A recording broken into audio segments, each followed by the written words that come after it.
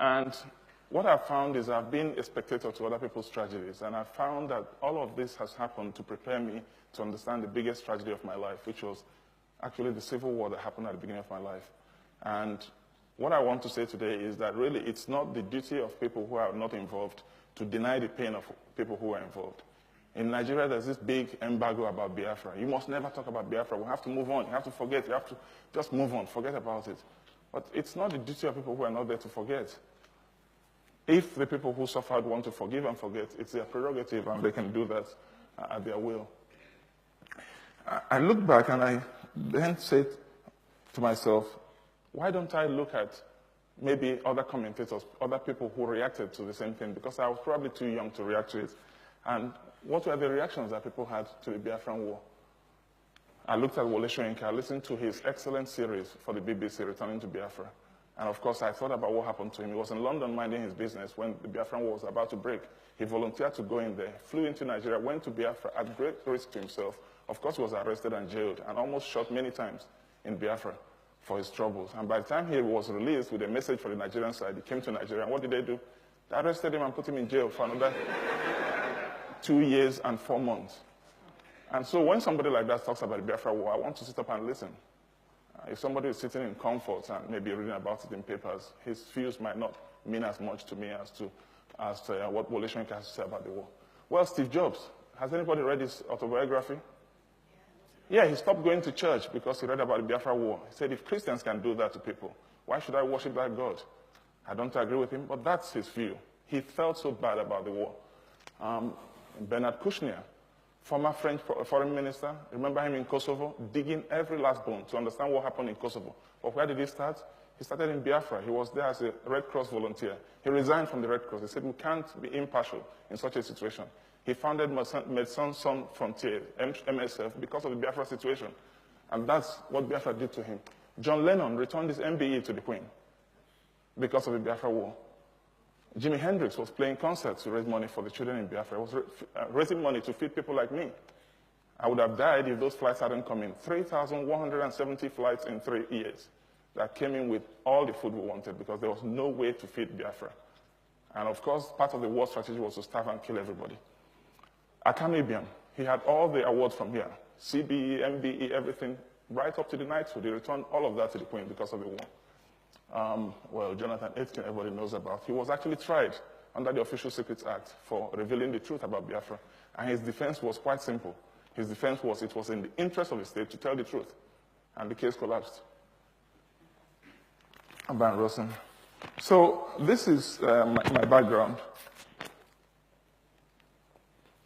Imagine what it would look like if the Soviet Union was not allowed to talk about the 20 million dead from the Second World War.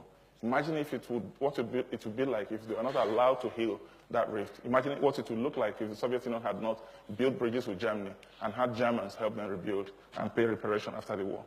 Imagine what it would be like if the UK and the Commonwealth can't talk about the Second World War or the First World War or all the wars that have been, or the current wars where people are dying.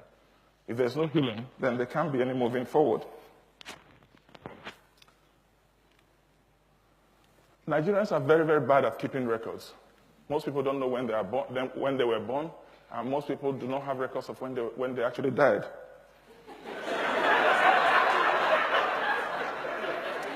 But this slide is the most serious slide of my presentation.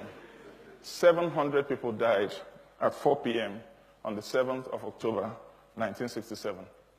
We have all their names. 700 people, they died looking their killers in the eye. And they had thousands of witnesses, because what had happened was the Nigerian army said they were coming into Asaba, and Asaba prepared to welcome them.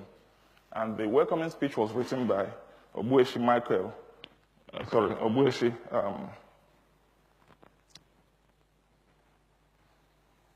the welcoming speech was written by the father of the wife of the last Nigerian president, Babangida, Miriam, Obueshi Okowu. And he did not leave to actually deliver the speech. When they gathered with food and drinks for the Nigerian army, the men were pulled to one side, the women were pulled to one side, and the men and boys were shot in front of the women.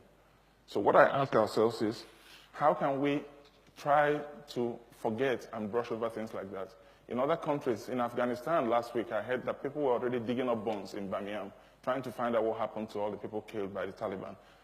The ghost of Nigeria will not be laid to rest until truth is told about what happened in Nigeria. Yakubu Gowon, who was in charge during these atrocities, went back to Asaba, and I read what he said. He said, "In the spirit of Christian reconciliation, accept my apologies on behalf of the federal military government for the activities of soldiers in Asaba during the Nigerian Civil War. I am deeply sorry for what happened, especially to those who lost families, and I hope Asaba people will accept this apology, even if it is belated." Now, I have a lot of respect for a man like this, because he's coming to terms with what happened, but he can't apologize for the government because he's no longer in charge of the government. The Nigerian story must be told, and that's what I'm here to do today. I'm not here to tell the Biafran story. I'm here to tell the Nigerian story, because the Nigerian story cannot be told until all Nigerians feel comfortable under the Nigerian roof. I talked about civilians, but what about the military themselves? The soldiers have been as much victims of this violence as the civilians. Just look at the list on the wall. Most of these people are dead. Either they took part in killing other people, they organized coups, they were killed during the coups, or they were shot after the coups. That's the terrible history of Nigerian violence against ourselves. So what I say to people is the Civil War did not end in 1970. The Civil War is still going on in Nigeria, and we have to end it.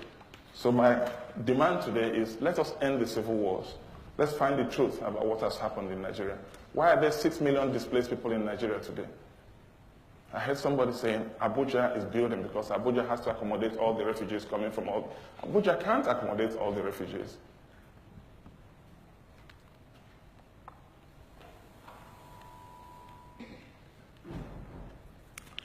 So what I say is,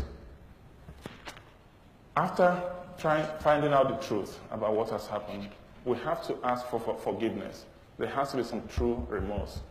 The people who were wronged have to be encouraged to find it in their hearts to forgive those who have wronged them. We have to find ways of building bridges. We have to find ways of rebuilding trust. Because only when we can look at the future, look to the future with trust and with confidence, that we can really, really have any chance of being able to build a proper country.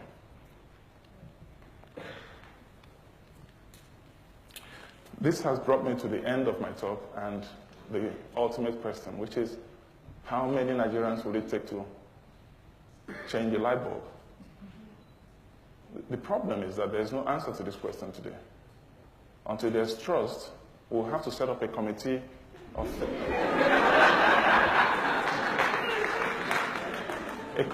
three, an Igbo man, a Hausa man, and a Yoruba man.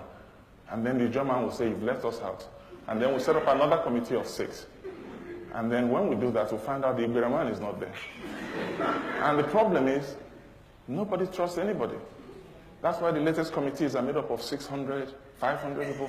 But it's all futile. Once we build trust amongst ourselves, once we can tell ourselves the truth, once we can rebuild the confidence, and once we can recreate that legitimacy and end the civil wars and end the killings, then we can send any Nigerian to the room to change the light bulb. Thank you.